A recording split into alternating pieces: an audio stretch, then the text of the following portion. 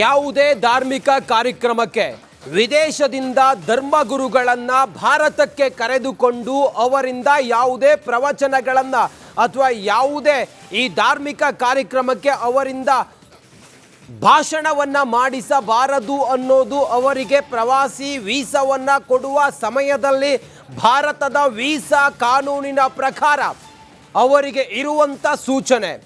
ಪ್ರವಾಸಿ ವೀಸಾದ ಮೇಲೆ, ಟೂರಿಸ್ಟ್ ವೀಸಾದ ಮೇಲೆ ಯಾವೊಬ್ಬ ವ್ಯಕ್ತಿ ಯಾವುದೇ ದೇಶದಿಂದ ಬಂದರೂ ಕೂಡ ಆತ ಇಲ್ಲಿ ಬಂದು ಧರ್ಮದ ಪ್ರಚಾರವನ್ನಾಗಿರ್ಬೋದು ಅಥವಾ ಧರ್ಮದ ಭಾಷಣಗಳನ್ನಾಗಿರ್ಬೋದು ಅಥವಾ ಪ್ರವಚನಗಳನ್ನು ಮಾಡುವ ಹಾಗಿಲ್ಲ. ರಿಪಬ್ಲಿಕ್ ಕನ್ನಡ ಇದೇ ವಿಚಾರವನ್ನು ನಿರಂತರವಾಗಿ ಸುದ್ದಿಯನ್ನು ಮಾಡಿ ಆದ ನಂತರ ಹೋಮ್ ಮಿನಿಸ್ಟರ್ ಅಲರ್ಟ್ ಆಗಿದ್ದಾರೆ. ಗೃಹ ಸಚಿವರು ಪರಮೇಶ್ವರ್ ಅವರು ರಿಪಬ್ಲಿಕ್ ಕನ್ನಡದ ವರದಿಯ ಬೆನ್ನಲ್ಲೇ ಆಯೋಜಕರಿಗೆ ಬಿಗ್ ಶಾಕಿಂಗ್. ಇದು ರಿಪಬ್ಲಿಕ್ ವರದಿಯ ಮತ್ತೊಂದು ಬಿಗ್ ಇಂಪ್ಯಾಕ್ಟ್. ಇದು ವಿದೇಶಿ ಧರ್ಮಗುರುಗಳ ಆಹ್ವಾನಕ್ಕೆ ಬ್ರೇಕ್ ಬೀಳುತ್ತಾ? ವಿದೇಶಿಗರು ಧಾರ್ಮಿಕ ಕಾರ್ಯಕ್ರಮದಲ್ಲಿ ಭಾಗವಹಿಸುವಂತಿಲ್ಲ. ಧಾರ್ಮಿಕ ಕಾರ್ಯಕ್ರಮದಲ್ಲಿ ಭಾಗವಹಿಸೋದಕ್ಕೆ, ಪ್ರವಚನ ಮಾಡೋದಕ್ಕೆ, ಧರ್ಮದ ಬೋಧನೆ ಮಾಡೋದಕ್ಕೆ, ಯಾವುದೇ ಸಮುದಾಯವನ್ನು ಉದ್ದೇಶಿಸಿ ಮಾತನಾಡೋದಕ್ಕೆ ನಮ್ಮ ದೇಶದ ಭಾರತದ ವೀಸಾ ನೀತಿಯ ಪ್ರಕಾರ ಅವಕಾಶ ಇಲ್ಲ. ಆದರೆ ಪ್ಯಾಲೇಸ್ ಗ್ರೌಂಡ್ನಲ್ಲಿ ನಡೀತಾ ಇದ್ದಂಥ ಈದ್ ಮಿಲಾದ್ ಕಾರ್ಯಕ್ರಮಕ್ಕೆ ವಿದೇಶದಿಂದ ಧರ್ಮ ಗುರುಗಳು ಬರೋದು, ಬಂದು ಇಲ್ಲಿ ಪ್ರವಚನ ಮಾಡೋದು, ಇಲ್ಲಿ ಈದ್ ಮಿಲಾದ್ ಕಾರ್ಯಕ್ರಮದಲ್ಲಿ ಧರ್ಮದ ಬೋಧನೆಯನ್ನು ಮಾಡೋದು, ಇದೆಲ್ಲವೂ ಕೂಡ ನಮ್ಮ ದೇಶದ ಕಾನೂನಿನ ಪ್ರಕಾರ ಅಪರಾಧ ಆಗುತ್ತೆ. ಇದಕ್ಕೆ ಅವಕಾಶ ಇಲ್ಲ. ರಿಪಬ್ಲಿಕ್ ಕನ್ನಡ ಇದೇ ವಿಚಾರವನ್ನು ಸುದ್ದಿ ಮಾಡಿ ಆದ ನಂತರ ಹೋಮ್ ಮಿನಿಸ್ಟರ್ ಇದ್ರ ಬಗ್ಗೆ ಪ್ರತಿಕ್ರಿಯೆ ಕೊಟ್ಟಿದ್ದಾರೆ. ನೋಡಿ, 4 ಜನ ಧರ್ಮಗುರುಗಳು ಬೇರೆ ದೇಶದಿಂದ ಬಂದು ನಮ್ಮ ದೇಶದಲ್ಲಿ, ಅದು ಬೆಂಗಳೂರಿನಲ್ಲಿ, ಅದು ನಮ್ಮ ಕರ್ನಾಟಕದಲ್ಲಿ, ಅದು ಚಾಮರಾಜಪೇಟೆಯಲ್ಲಿ ಇಂಥದ್ದೊಂದು ಕಾರ್ಯಕ್ರಮದಲ್ಲಿ ಭಾಗಿಯಾಗೋದರ ಬಗ್ಗೆ, ಕಾರ್ಯಕ್ರಮದ ಬಗ್ಗೆ, ಪ್ಯಾಲೇಸ್ ಗ್ರೌಂಡ್ನಲ್ಲಿ ಕಾರ್ಯಕ್ರಮ, ಇದು ಪ್ಯಾಲೇಸ್ ಗ್ರೌಂಡ್ನಲ್ಲಿ ಅಂತ ಕಾರ್ಯಕ್ರಮ, ಅರಮನೆ ಮೈದಾನದಲ್ಲಿ ಈ ಧರ್ಮಗುರುಗಳು ಬಂದು ಅರಮನೆ ಮೈದಾನದಲ್ಲಿ ಈದ್ ಮಿಲಾದ್ ಕಾರ್ಯಕ್ರಮದಲ್ಲಿ ಧರ್ಮದ ಪ್ರಚಾರ, ಧರ್ಮದ ಬೋಧನೆ ಇದೆಲ್ಲ ಮಾಡೋದಕ್ಕೆ ಅವಕಾಶ ಇಲ್ಲ. ವಿದೇಶದಿಂದ ಬಂದಿರುವಂಥ ನಾವೀಗಾಗಲೇ ಪೊಲೀಸ್ ಇಲಾಖೆ ವತಿಯಿಂದ ಯಾರು ಆರ್ಗನೈಸರ್ಸ್ ಇದ್ದಾರೆ, ಈ ಕಾರ್ಯಕ್ರಮವನ್ನು ಆಯೋಜನೆ ಮಾಡೋರು ಯಾರಿದ್ದಾರೆ ಅವರಿಗೆ ಗಮನಕ್ಕೆ ತಂದಿದ್ದೇವೆ. ಫಾರಿನರ್ಸು ಬಂದು ಧಾರ್ಮಿಕ ಕಾರ್ಯಕ್ರಮದಲ್ಲಿ ಪ್ರಚಾರ ಮಾಡೋದಕ್ಕಾಗಲಿ ಅಥವಾ ಭಾಗವಹಿಸೋದಕ್ಕಾಗಲಿ ನಮ್ಮ ದೇಶದ ಕಾನೂನಿನಲ್ಲಿ ಅವಕಾಶ ಇಲ್ಲ. ಆದ್ದರಿಂದ ನೀವು ರಿಸ್ಟ್ರೈಂಟ್ ಮಾಡ್ಕೊಳ್ಳಿ ಅಂತ ಇದನ್ನು ನಾವು ಈಗಾಗಲೇ ಗಮನಕ್ಕೆ ತಂದಿದ್ದೇವೆ. ಭಾಷಣಕ್ಕಷ್ಟೇ ಅಲ್ಲ, ಅವ್ರು ಅಲ್ಲಿ ಉಪಸ್ಥಿತಿನೂ ಇರಬಾರ್ದು, ಆ ರೀತಿ ಎಲ್ಲ ಹೇಳಿದ್ದೇವೆ. ನಾವು ಯಾವುದೇ ಧಾರ್ಮಿಕ ಕಾರ್ಯಕ್ರಮಕ್ಕೆ ವಿದೇಶದಿಂದ ಧರ್ಮಗುರುಗಳನ್ನು ಭಾರತಕ್ಕೆ ಕರೆದುಕೊಂಡು ಅವರಿಂದ ಯಾವುದೇ ಪ್ರವಚನಗಳನ್ನು ಅಥವಾ ಯಾವುದೇ ಈ ಧಾರ್ಮಿಕ ಕಾರ್ಯಕ್ರಮಕ್ಕೆ ಅವರಿಂದ ಭಾಷಣವನ್ನು ಮಾಡಿಸಬಾರದು ಅನ್ನೋದು ಅವರಿಗೆ ಪ್ರವಾಸಿ ವೀಸಾವನ್ನು ಕೊಡುವ ಸಮಯದಲ್ಲಿ ಭಾರತದ ವೀಸಾ ಕಾನೂನಿನ ಪ್ರಕಾರ ಅವರಿಗೆ ಇರುವಂಥ ಸೂಚನೆ. ಪ್ರವಾಸಿ ವೀಸಾದ ಮೇಲೆ, ಟೂರಿಸ್ಟ್ ವೀಸಾದ ಮೇಲೆ ಯಾವೊಬ್ಬ ವ್ಯಕ್ತಿ ಯಾವುದೇ ದೇಶದಿಂದ ಬಂದರೂ ಕೂಡ ಆತ ಇಲ್ಲಿ ಬಂದು ಧರ್ಮದ ಪ್ರಚಾರವನ್ನಾಗಿರ್ಬೋದು ಅಥವಾ ಧರ್ಮದ ಭಾಷಣಗಳನ್ನಾಗಿರ್ಬೋದು ಅಥವಾ ಪ್ರವಚನಗಳನ್ನು ಮಾಡುವ ಹಾಗಿಲ್ಲ. ರಿಪಬ್ಲಿಕ್ ಕನ್ನಡ ಇದೇ ವಿಚಾರವನ್ನು ನಿರಂತರವಾಗಿ ಸುದ್ದಿಯನ್ನು ಮಾಡಿ ಆದ ನಂತರ ಹೋಮ್ ಮಿನಿಸ್ಟರ್ ಅಲರ್ಟ್ ಆಗಿದ್ದಾರೆ.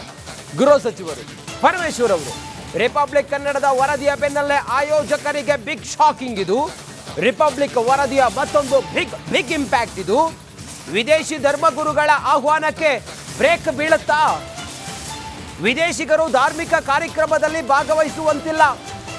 ಧಾರ್ಮಿಕ ಕಾರ್ಯಕ್ರಮದಲ್ಲಿ ಭಾಗವಹಿಸೋದಕ್ಕೆ, ಪ್ರವಚನ ಮಾಡೋದಕ್ಕೆ, ಧರ್ಮದ ಬೋಧನೆ ಮಾಡೋದಕ್ಕೆ, ಯಾವುದೇ ಸಮುದಾಯವನ್ನು ಉದ್ದೇಶಿಸಿ ಮಾತನಾಡೋದಕ್ಕೆ ನಮ್ಮ ದೇಶದ ಭಾರತದ ವೀಸಾ ನೀತಿಯ ಪ್ರಕಾರ ಅವಕಾಶ ಇಲ್ಲ. ಆದರೆ ಪ್ಯಾಲೇಸ್ ಗ್ರೌಂಡ್ನಲ್ಲಿ ನಡೀತಾ ಇದ್ದಂಥ ಈದ್ ಮಿಲಾದ್ ಕಾರ್ಯಕ್ರಮಕ್ಕೆ ವಿದೇಶದಿಂದ ಧರ್ಮ ಗುರುಗಳು ಬರೋದು, ಬಂದು ಇಲ್ಲಿ ಪ್ರವಚನ ಮಾಡೋದು, ಇಲ್ಲಿ ಈದ್ ಮಿಲಾದ್ ಕಾರ್ಯಕ್ರಮದಲ್ಲಿ ಧರ್ಮದ ಬೋಧನೆಯನ್ನು ಮಾಡೋದು, ಇದೆಲ್ಲವೂ ಕೂಡ ನಮ್ಮ ದೇಶದ ಕಾನೂನಿನ ಪ್ರಕಾರ ಅಪರಾಧ ಆಗುತ್ತೆ. ಇದಕ್ಕೆ ಅವಕಾಶ ಇಲ್ಲ. ರಿಪಬ್ಲಿಕ್ ಕನ್ನಡ ಇದೇ ವಿಚಾರವನ್ನ ಸುದ್ದಿ ಮಾಡಿ ಆದ ನಂತರ ಹೋಮ್ ಮಿನಿಸ್ಟರ್ ಇದ್ರ ಬಗ್ಗೆ ಪ್ರತಿಕ್ರಿಯೆ ಕೊಟ್ಟಿದ್ದಾರೆ. ನೋಡಿ, 4 ಜನ ಧರ್ಮಗುರುಗಳು ಬೇರೆ ದೇಶದಿಂದ ಬಂದು ನಮ್ಮ ದೇಶದಲ್ಲಿ, ಅದು ಬೆಂಗಳೂರಿನಲ್ಲಿ, ಅದು ನಮ್ಮ ಕರ್ನಾಟಕದಲ್ಲಿ, ಅದು ಚಾಮರಾಜಪೇಟೆಯಲ್ಲಿ ಇಂಥದ್ದೊಂದು ಕಾರ್ಯಕ್ರಮದಲ್ಲಿ ಭಾಗಿಯಾಗೋದರ ಬಗ್ಗೆ, ಕಾರ್ಯಕ್ರಮದ ಬಗ್ಗೆ ಪ್ಯಾಲೇಸ್ ಗ್ರೌಂಡ್ನಲ್ಲಿ ಕಾರ್ಯಕ್ರಮ, ಇದು ಪ್ಯಾಲೇಸ್ ಗ್ರೌಂಡ್ನಲ್ಲಿ ಅಂತ ಕಾರ್ಯಕ್ರಮ ಅರಮನೆ ಮೈದಾನದಲ್ಲಿ. ಈ ಧರ್ಮಗುರುಗಳು ಬಂದು ಅರಮನೆ ಮೈದಾನದಲ್ಲಿ ಈದ್ ಮಿಲಾದ್ ಕಾರ್ಯಕ್ರಮದಲ್ಲಿ ಧರ್ಮದ ಪ್ರಚಾರ, ಧರ್ಮದ ಬೋಧನೆ ಇದೆಲ್ಲ ಮಾಡೋದಕ್ಕೆ ಅವಕಾಶ ಇಲ್ಲ. ವಿದೇಶದಿಂದ ಬಂದಿರುವಂಥ ನಾವೀಗಾಗಲೇ ಪೊಲೀಸ್ ಇಲಾಖೆ ವತಿಯಿಂದ ಯಾರು ಆರ್ಗನೈಸರ್ಸ್ ಇದ್ದಾರೆ, ಈ ಕಾರ್ಯಕ್ರಮವನ್ನು ಆಯೋಜನೆ ಮಾಡೋರು ಯಾರಿದ್ದಾರೆ ಅವರಿಗೆ ಗಮನಕ್ಕೆ ತಂದಿದ್ದೇವೆ. ಫಾರಿನರ್ಸು ಬಂದು ಧಾರ್ಮಿಕ ಕಾರ್ಯಕ್ರಮದಲ್ಲಿ ಪ್ರಚಾರ ಮಾಡೋದಕ್ಕಾಗಲಿ ಅಥವಾ ಭಾಗವಹಿಸೋದಕ್ಕಾಗಲಿ ನಮ್ಮ ದೇಶದ ಕಾನೂನಿನಲ್ಲಿ ಅವಕಾಶ ಇಲ್ಲ. ಆದ್ದರಿಂದ ನೀವು ರಿಸ್ಟ್ರೆಂಟ್ ಮಾಡ್ಕೊಳ್ಳಿ ಅಂತ ಇದನ್ನು ನಾವು ಈಗಾಗಲೇ ಗಮನಕ್ಕೆ ತಂದಿದ್ದೇವೆ. ಭಾಷಣಕ್ಕಷ್ಟೇ ಅಲ್ಲ, ಅವ್ರು ಅಲ್ಲಿ ಉಪಸ್ಥಿತಿನೂ ಇರಬಾರ್ದು, ಆ ರೀತಿ ಎಲ್ಲ ಹೇಳಿದ್ದೇವೆ. ನಾವು ಯಾವುದೇ ಧಾರ್ಮಿಕ ಕಾರ್ಯಕ್ರಮಕ್ಕೆ ವಿದೇಶದಿಂದ ಧರ್ಮಗುರುಗಳನ್ನು ಭಾರತಕ್ಕೆ ಕರೆದುಕೊಂಡು ಅವರಿಂದ ಯಾವುದೇ ಪ್ರವಚನಗಳನ್ನು ಅಥವಾ ಯಾವುದೇ ಈ ಧಾರ್ಮಿಕ ಕಾರ್ಯಕ್ರಮಕ್ಕೆ ಅವರಿಂದ ಭಾಷಣವನ್ನು ಮಾಡಿಸಬಾರದು ಅನ್ನೋದು ಅವರಿಗೆ ಪ್ರವಾಸಿ ವೀಸಾವನ್ನು ಕೊಡುವ ಸಮಯದಲ್ಲಿ ಭಾರತದ ವೀಸಾ ಕಾನೂನಿನ ಪ್ರಕಾರ ಅವರಿಗೆ ಇರುವಂಥ ಸೂಚನೆ.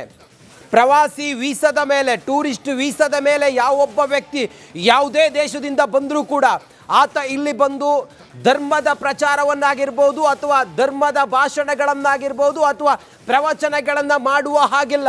ರಿಪಬ್ಲಿಕ್ ಕನ್ನಡ ಇದೇ ವಿಚಾರವನ್ನು ನಿರಂತರವಾಗಿ ಸುದ್ದಿಯನ್ನು ಮಾಡಿ ಆದ ನಂತರ ಹೋಮ್ ಮಿನಿಸ್ಟರ್ ಅಲರ್ಟ್ ಆಗಿದ್ದಾರೆ. ಗೃಹ ಸಚಿವರು ಪರಮೇಶ್ವರ್ ಅವರು ರಿಪಬ್ಲಿಕ್ ಕನ್ನಡದ ವರದಿಯ ಬೆನ್ನಲ್ಲೇ ಆಯೋಜಕರಿಗೆ ಬಿಗ್ ಶಾಕಿಂಗ್. ಇದು ರಿಪಬ್ಲಿಕ್ ವರದಿಯ ಮತ್ತೊಂದು ಬಿಗ್ ಇಂಪ್ಯಾಕ್ಟ್. ಇದು ವಿದೇಶಿ ಧರ್ಮಗುರುಗಳ ಆಹ್ವಾನಕ್ಕೆ ಬ್ರೇಕ್ ಬೀಳುತ್ತಾ? ವಿದೇಶಿಗರು ಧಾರ್ಮಿಕ ಕಾರ್ಯಕ್ರಮದಲ್ಲಿ ಭಾಗವಹಿಸುವಂತಿಲ್ಲ.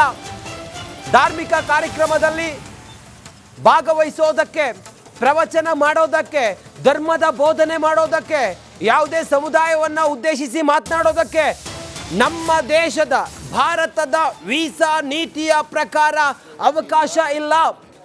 ಆದರೆ ಪ್ಯಾಲೇಸ್ ಗ್ರೌಂಡ್ನಲ್ಲಿ ನಡೀತಾ ಇದ್ದಂಥ ಈದ್ ಮಿಲಾದ್ ಕಾರ್ಯಕ್ರಮಕ್ಕೆ ವಿದೇಶದಿಂದ ಧರ್ಮ ಗುರುಗಳು ಬರೋದು, ಬಂದು ಇಲ್ಲಿ ಪ್ರವಚನ ಮಾಡೋದು, ಇಲ್ಲಿ ಈದ್ ಮಿಲಾದ್ ಕಾರ್ಯಕ್ರಮದಲ್ಲಿ ಧರ್ಮದ ಬೋಧನೆಯನ್ನು ಮಾಡೋದು, ಇದೆಲ್ಲವೂ ಕೂಡ ನಮ್ಮ ದೇಶದ ಕಾನೂನಿನ ಪ್ರಕಾರ ಅಪರಾಧ ಆಗುತ್ತೆ. ಇದಕ್ಕೆ ಅವಕಾಶ ಇಲ್ಲ. ರಿಪಬ್ಲಿಕ್ ಕನ್ನಡ ಇದೇ ವಿಚಾರವನ್ನು ಸುದ್ದಿ ಮಾಡಿ ಆದ ನಂತರ ಹೋಮ್ ಮಿನಿಸ್ಟರ್ ಇದ್ರ ಬಗ್ಗೆ ಪ್ರತಿಕ್ರಿಯೆ ಕೊಟ್ಟಿದ್ದಾರೆ. ನೋಡಿ, 4 ಜನ ಧರ್ಮಗುರುಗಳು ಬೇರೆ ದೇಶದಿಂದ ಬಂದು ನಮ್ಮ ದೇಶದಲ್ಲಿ, ಅದು ಬೆಂಗಳೂರಿನಲ್ಲಿ, ಅದು ನಮ್ಮ ಕರ್ನಾಟಕದಲ್ಲಿ, ಅದು ಚಾಮರಾಜಪೇಟೆಯಲ್ಲಿ ಇಂಥದ್ದೊಂದು ಕಾರ್ಯಕ್ರಮದಲ್ಲಿ ಭಾಗಿಯಾಗೋದರ ಬಗ್ಗೆ, ಕಾರ್ಯಕ್ರಮದ ಬಗ್ಗೆ ಪ್ಯಾಲೇಸ್ ಗ್ರೌಂಡ್ನಲ್ಲಿ ಕಾರ್ಯಕ್ರಮ, ಇದು ಪ್ಯಾಲೇಸ್ ಗ್ರೌಂಡ್ನಲ್ಲಿ ಅಂತ ಕಾರ್ಯಕ್ರಮ ಅರಮನೆ ಮೈದಾನದಲ್ಲಿ. ಈ ಧರ್ಮಗುರುಗಳು ಬಂದು ಅರಮನೆ ಮೈದಾನದಲ್ಲಿ ಈದ್ ಮಿಲಾದ್ ಕಾರ್ಯಕ್ರಮದಲ್ಲಿ ಧರ್ಮದ ಪ್ರಚಾರ, ಧರ್ಮದ ಬೋಧನೆ ಇದೆಲ್ಲ ಮಾಡೋದಕ್ಕೆ ಅವಕಾಶ ಇಲ್ಲ. ವಿದೇಶದಿಂದ ಬಂದಿರುವಂಥ ನಾವೀಗಾಗಲೇ ಪೊಲೀಸ್ ಇಲಾಖೆ ವತಿಯಿಂದ ಯಾರು ಆರ್ಗನೈಸರ್ಸ್ ಇದ್ದಾರೆ, ಈ ಕಾರ್ಯಕ್ರಮವನ್ನು ಆಯೋಜನೆ ಮಾಡೋರು ಯಾರಿದ್ದಾರೆ ಅವರಿಗೆ ಗಮನಕ್ಕೆ ತಂದಿದ್ದೇವೆ. ಫಾರಿನರ್ಸು ಬಂದು ಧಾರ್ಮಿಕ ಕಾರ್ಯಕ್ರಮದಲ್ಲಿ ಪ್ರಚಾರ ಮಾಡೋದಕ್ಕಾಗಲಿ ಅಥವಾ ಭಾಗವಹಿಸೋದಕ್ಕಾಗಲಿ ನಮ್ಮ ದೇಶದ ಕಾನೂನಿನಲ್ಲಿ ಅವಕಾಶ ಇಲ್ಲ. ಆದ್ದರಿಂದ ನೀವು ರಿಸ್ಟ್ರೆಂಟ್ ಮಾಡ್ಕೊಳ್ಳಿ ಅಂತ ಇದನ್ನು ನಾವು ಈಗಾಗಲೇ ಗಮನಕ್ಕೆ ತಂದಿದ್ದೇವೆ. ಭಾಷಣಕ್ಕಷ್ಟೇ ಅಲ್ಲ, ಅವ್ರು ಅಲ್ಲಿ ಉಪಸ್ಥಿತಿನೂ ಇರಬಾರ್ದು, ಆ ರೀತಿ ಎಲ್ಲ ಹೇಳಿದ್ದೇವೆ. ನಾವು